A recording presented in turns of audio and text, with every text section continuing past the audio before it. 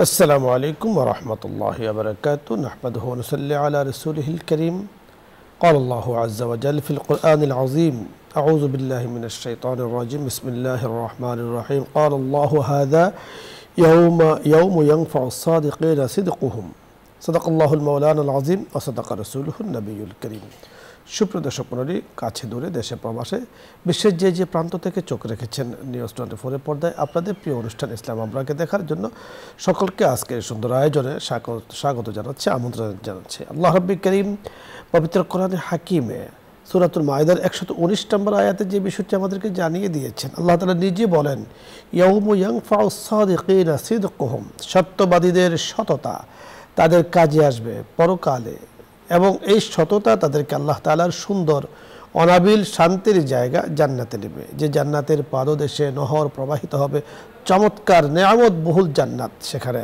তাদের জন্য অপেক্ষা করছে। তাই আজকে আমরা আলোচনা করব সত্যকে প্রতিষ্ঠা করার গুরুত্ব তাৎপর্য নিয়ে। আলোচক হিসাবে যিনি আমাদের সাথে আছেন ফজিলাতুশ শেখ বিশিষ্ট ইসলামী চিন্তাবিদ শেখ মুফতি হাফিজুল ইসলাম কাসিমি, মুহাদ্দিস, জামিয়া দিনিয়া মতিঝিল, ঢাকা। সাথে আছে আমজাদ হোসেন হেলালি। আসসালামু আলাইকুম। ওয়ালাইকুম আসসালাম ওয়া রাহমাতুল্লাহি ওয়া বারাকাতুহু। মোহতারাম কেমন আছেন? আলহামদুলিল্লাহ, আপনি কেমন আছেন? আলহামদুলিল্লাহ, আল্লাহ তাআলা খুব ভালো রেখেছেন। আজকে আপনার কাছে আমরা অত্যন্ত চমৎকার গুরুত্বপূর্ণ একটি বিষয় জানবো, তা হলো সত্যকে প্রতিষ্ঠা করার গুরুত্ব এবং তাৎপর্য নিয়ে কোরআন এবং সুন্নাহ কি বলা আছে। আলহামদুলিল্লাহ, আলহামদুলিল্লাহি ওয়া কাফা ওয়া সালামুন আলা ইবাদিহিল্লাযিনা ইসতাফা, আম্মা বাদ।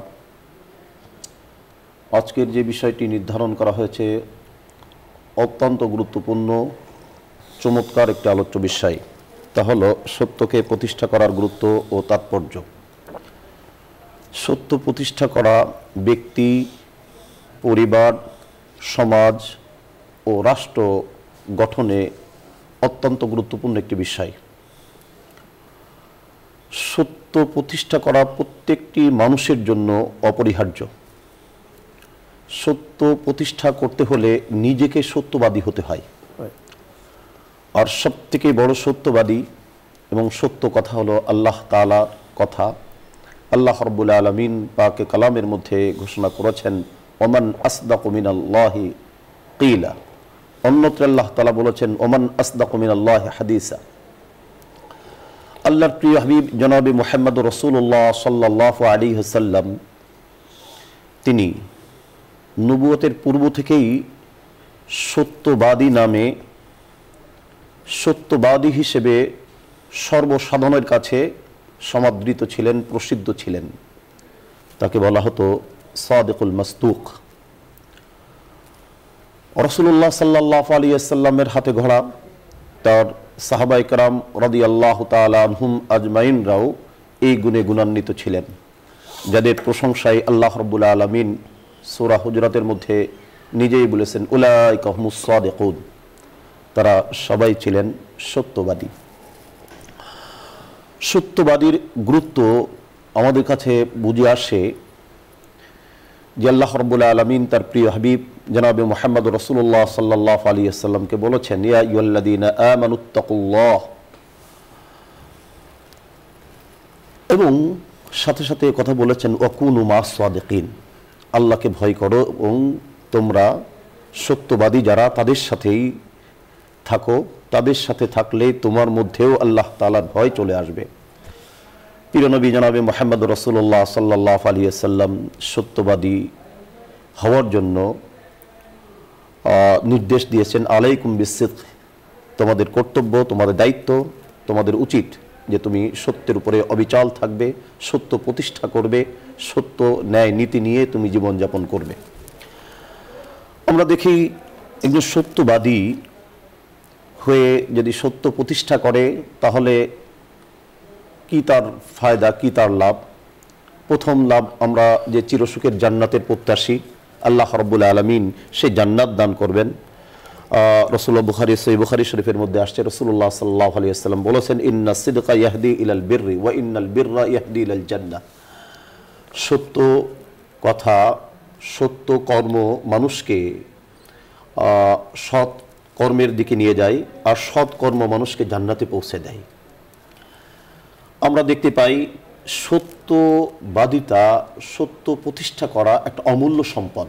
রাসূল আরবি সাল্লাল্লাহু আলাইহি ওয়াসাল্লাম বলছেন, যদি কারো মধ্যে 4টা গুণ থাকে আর দুনিয়ার কোনো সম্পদ যদি তার না থাকে, তাহলে সে মহামূল্য সম্পদ তার কাছে আছে। সেই 4টা গুণের মধ্যে একটা গুণ হলো সত্য কথা বলা। আমরা দেখি সত্যবাদিতা, সত্যর মধ্যে বরকত রয়েছে।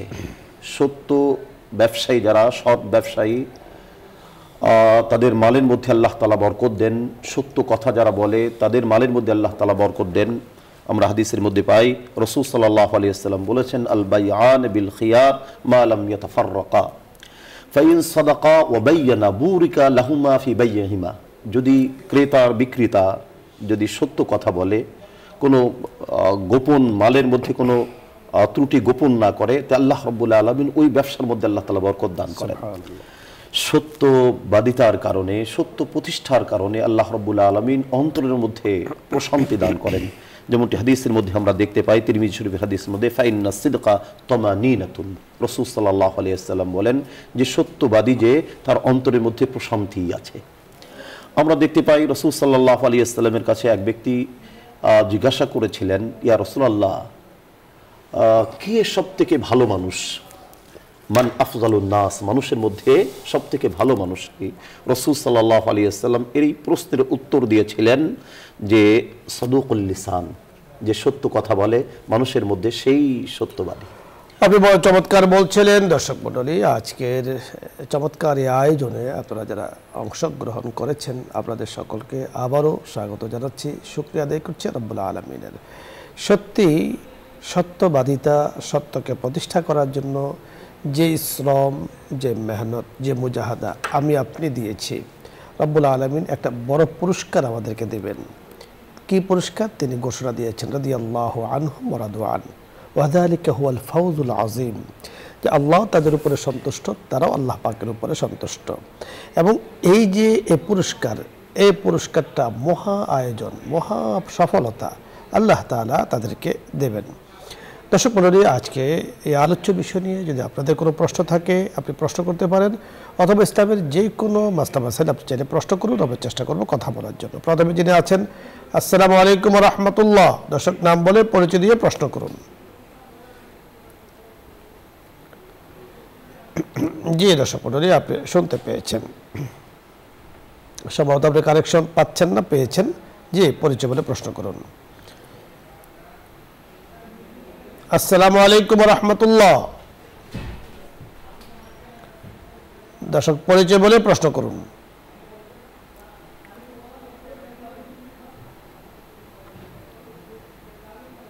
আপনার কথাগুলো বোঝা যাচ্ছে না দর্শক, সম্ভবত আপনি চেষ্টা করছেন। দর্শক মণ্ডলী, আপনারা যারা প্রশ্ন করবেন, অবশ্যই আমরা চেষ্টা করব সুস্পষ্টভাবে, অল্প কথায়, টিভির ভলিউম কমিয়ে প্রশ্ন করতে। জি, আসসালামু আলাইকুম। দর্শক পরিচয় বলে প্রশ্ন করুন। আমি মামুন রাজা বলছি, নওগাঁ থেকে। জি মামুন রাজা সাহেব, প্রশ্ন করুন। এক নম্বর হলো যে মিথ্যা বলা কেমন পাপ, এটা। আর তার সঙ্গে হলো যে আমাদের এই এক মুরব্বী লোক, উনি বিভিন্ন নাম ধারণ করে, যেমন ফিরোজ, নুরুদ্দিন, মমিনুল হক, বিভিন্ন নাম ধারণ করে ইসলামী প্রশ্ন করে বিভিন্ন ইসলামিক চ্যানেলে। তো সেই কারণে মানে তার এটা বলা ঠিক আছে কিনা। এবং উনি দ্বিতীয় প্রশ্ন বলুন। দ্বিতীয় প্রশ্ন হলো যে আমাদের এক এলাকার এক ইমাম সাহেব, উনি বলেছেন যে কোন কোন ইবাদত বা কোন কোন রাসূল সাল্লাল্লাহু আলাইহি সাল্লামের মানে বা হুকুম বা সুন্নাহগুলো শুধু রাসূলের জন্যই খাস, আমাদের জন্য করতে হবে না, এরকম। আর 3 নম্বর হলো মসজিদে যখন আলোচনা চলে, ইসলামী আলোচনা কিংবা তালিম হয়, ওই সময় কোনো ব্যক্তি উপস্থিত হলে 2 রাকাত তাহিয়াতুল নামাজ পড়তে হয় না, এটাও বলেছেন। পড়লে নাকি বেমানান হয়, আলোচনায় বসতে হবে। এই কথাটা ঠিক আছে কিনা? আর বিপদ আপদ থেকে মুক্তির জন্য আমরা কি কি দোয়া এবং আমল করব? জি, মামুন রাজা সাহেব চমৎকার গুরুত্বপূর্ণ প্রশ্ন করেছেন। আমরা এক এক করে জেনে নিচ্ছি আপনার প্রশ্নের উত্তরগুলো। মোহতারাম, প্রশ্নগুলো বুঝতে পেরেছি মুফতি সাহেব, শ্রদ্ধেয় মুফতি সাহেব, বুঝতে পেরেছি। মিথ্যা কেমন পাপ? মিথ্যা হলো কবিরা গুনাহ। গুনাহ দু ধরনের, একটা হলো ছোট, এটাকে সগীরা বলে, আর একটা হলো কবিরা, বড় গুনাহ, কবিরা বলে। রাসূলুল্লাহ সাল্লাল্লাহু আলাইহি ওয়াসাল্লামের হাদিসে আমরা দেখতে পাই, রাসূল সাল্লাল্লাহু আলাইহি ওয়াসাল্লামের কাছে একবার বলা হলো, রাসূল সাল্লাল্লাহু আলাইহি ওয়াসাল্লাম প্রশ্নের উত্তর দিলেন, আকবরুল কাবায়ের, কবিরা গুনাহ কি কি? আলা উনাব্বিকুম বিআকবারিল কাবায়ের, আমি কি তোমাদেরকে কবিরা গুনাহ সম্পর্কে বলে দেব না? তো সাহাবায়ে কেরাম বললেন যে বলে দেন আপনি। তখন উনি বললেন, কবিরা গুনাহ সবথেকে বড় গুনাহ আল ইশরাকু বিল্লাহ, আল্লাহ তাআলার সাথে শিরিক করা। নাম্বার 2 ওয়া উকুকুল ওয়ালিদাইন, মাতা পিতার নাফরমানি করা। নাম্বার 3 ওয়া কাউলুজ জুর আও শাহাদাতুজ জুর, এখানে শক্কে রাবি আছে, তো একটা বর্ণনায় আছে যে মিথ্যা বলা। তো বোঝা গেল যে অতএব মিথ্যা বলা এটা কবিরা গুনাহ। আর কবিরা গুনাহ যেটা, সেটা তওবা ছাড়া ক্ষমা হয় না।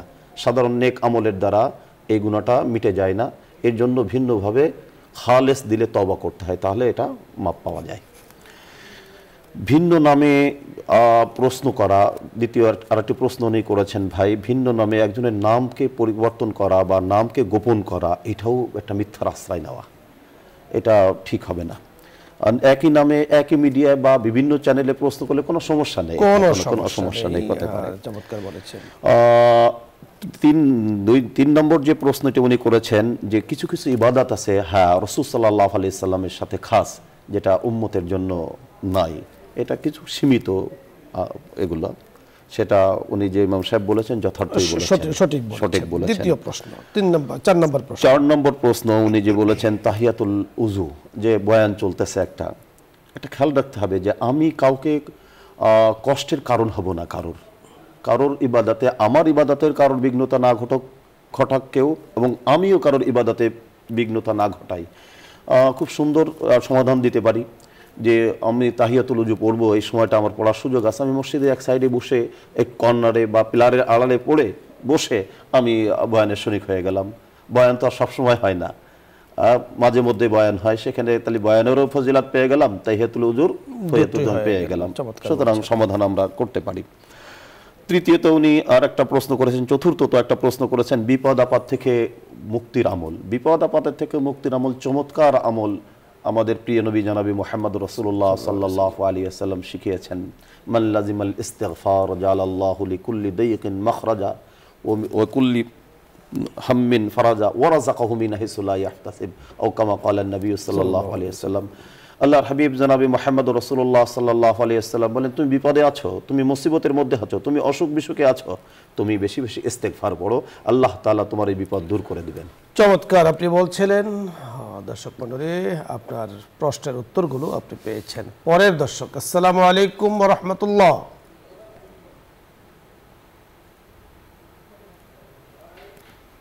জি দর্শক, প্রশ্ন করুন।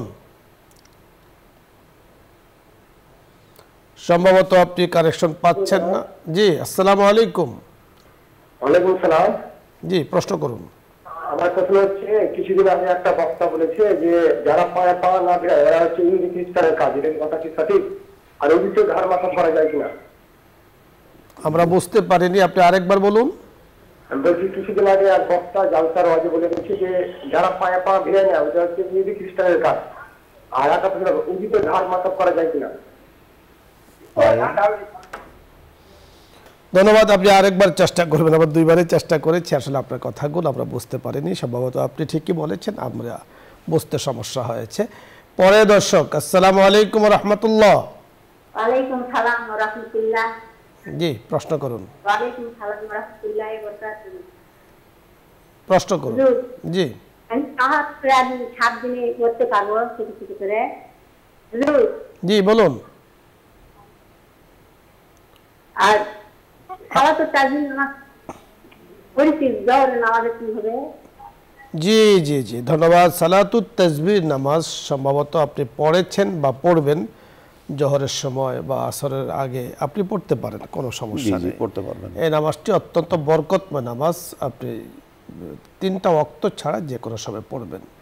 পরের দর্শক, আসসালামু আলাইকুম।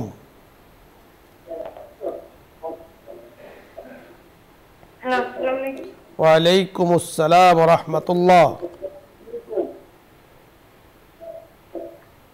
হ্যালো, আপনি প্রশ্ন করুন। আমার প্রশ্ন হচ্ছে যে নামাজের ভিতরে সেজদায় গিয়ে কি সেজদা দিব নাকি চোখ খোলা রেখে? জি জি, জি। আমরা বুঝতে পেরেছি, আপনি শুনতে থাকুন, আমরা কথা বলছি। নামাজ একটা অত্যন্ত গুরুত্বপূর্ণ একটা ইবাদত। এই ইবাদতের পদ্ধতি সম্পর্কে জনাবি মোহাম্মদ রাসূলুল্লাহ সাল্লাল্লাহু আলাইহি ওয়াসাল্লাম শিখিয়ে দিয়েছেন এবং এই কথাও উনি বলেছেন, সাল্লু কামা রাআইতুমুনি উসাল্লি, আমাকে যেভাবে তোমরা নামাজ পড়তে দেখেছো দেখো ওইভাবেই তোমরা নামাজ পড়বে। অতএব নামাজে রাসূল সাল্লাল্লাহু আলাইহি ওয়াসাল্লাম যে পড়তেন এবং শিখিয়েছেন, সেখানে চোখ বন্ধ করে কোনো নামাজ তিনি পড়তেন না, পড়া শেখাননি। অতএব আমার বোন যে প্রশ্ন করেছেন সেজদা যে চোখ বন্ধ করে রাখবে কিনা, না, চোখ বন্ধ করে রাখবে না, না, চোখ উচিত খোলা না। থাকবে না। ধন্যবাদ মুফতি সাহেব আপনাকে, দর্শক মণ্ডলী আপনাদের সকলকে আজকের এই সুন্দর আয়োজনে আপনারা শরীক হয়েছেন এবং এত চমৎকার আয়োজন নিউজ 24 কর্তৃপক্ষ করে থাকে এবং প্রাত্যহিক আয়োজনে আল্লাহ রাব্বুল কারীম আমাদেরকে শরীক রেখেছেন, শরীক রাখুন, শরীক রাখবেন, এই আশাবাদ ব্যক্ত করে আজকের মতো বিদায় নিচ্ছি। আসসালামু আলাইকুম ওয়া রাহমাতুল্লাহি ওয়া বারাকাতুহু। এখন দোয়া হবে, দরুদ ইস্তিগফার পাঠ করি। আল্লাহুম্মা সাল্লি আলা سيدنا ونبينا وشفيعنا وحبيبنا ومولانا محمد صلى الله عليه وعلى آله وأصحابه وبارك وسلم. أستغفر الله ربي من كل ذنب وأتوب إليه، لا حول ولا قوة إلا بالله العلي العظيم. الحمد لله رب العالمين والعاقبة للمتقين، والصلاة والسلام على أشرف الأنبياء والمرسلين وخاتم النبيين وعلى آله وأصحابه أجمعين. ربنا ظلمنا أنفسنا وإن لم تغفر لنا وترحمنا لنكونن من الخاسرين. رب ارحمهما كما ربياني صغيرا، رب ارحمهما كما ربياني صغيرا. ইয়া আল্লাহ ইয়া করিম, গুনাহগার বান্দার আপনার শাহী দরবারে হাত তুলেছি, ওগো করিম। জীবনের রন্ধ্রে রন্ধ্রে গুনাহ আমাদের ভর্তি, আমরা ভেবে দেখেছি। মাওলাই করিম, আপনি যদি ক্ষমা না করেন আমাদের কোনো উপায় নেই। আপনার হাবিব বলেছেন ক্ষমা চাওয়ার জন্য, আপনিও বলেছেন ইয়া করিম আপনার কাছে ক্ষমা চাই, মেহেরবানি করে আমাদের জিন্দগির তামাম গুনাহগুলো আপনি মাফ করে দেন। মাওলাই করিম, আমাদের পা থেকে নিয়ে মাথা পর্যন্ত ডাইনে বামে চতুর্দিকে ওপরে নিচে গুনায় ভর্তি, গুনার সাগরে আমরা হাবুডুবু খাচ্ছি। গুনাহগার হাম, গুনাহগার হাম, গুনাহগার। তো হে কাদের জলিলুল্লাহ নিগাহদার, ইয়া করিম উদ্ধার করার মালিক একমাত্র আপনি। মেহরবানি করে তামাম গুনাহ থেকে তওবা করছি, আর গুনাহ করব না। মেহরবানি করে আমাদের সকলকে আপনি মাফ করে দেন। আমরা যারা আজকে জুম্মাবারের এই আয়োজনে শরীক হয়েছি আমাদেরকে মাফ করে দেন। যাদের উসিলা, যাদের মাধ্যমে আয়োজনে আমরা শরীক হয়েছি ওনাদেরকে মাফ করে দেন। ইয়া আল্লাহ, আমাদের চেয়ারম্যান মহোদয়, বসুন্ধরা পরিবারকে, সদস্য যারা আছেন, আমাদের সদস্য যারা আছেন, মুসলিম জাহানের মুসলমানদের সদস্য যারা আছেন, আমাদের দেশে যারা বসবাস করছেন মুসলমানরা, তাদের সদস্য যারা আছেন সকলকে মাফ করে দেন। ওগো করিম, ক্ষমা করতে আপনি পছন্দ করেন, মেহেরবানি করে ক্ষমা করে বারাকা দ্বারা আপনি ভরপুর করে দেন। ইলমে আমলে আমাদেরকে বরকত দান করেন, রিজিকে বরকত দান করেন, পরিবারে বরকত দান করেন, আমলে বরকত দান করেন, সত্যকে প্রতিষ্ঠা করার গুরুত্ব তাৎপর্য বোঝার তৌফিক দান করেন, সত্য পথে চলার তৌফিক দান করেন। আপনার হাবিবের উসিলা মেহেরবানি করে আমাদের দোয়াকে কবুল ও মঞ্জুর করে নেন। ওয়াসাল্লাল্লাহু তাআলা আলা খায়রি খালকিহি মুহাম্মাদিন ওয়া আলা আলিহি ওয়া আসহাবিহি আজমাইন বিরহমাতিকা ইয়া আরহামার রাহিমিন।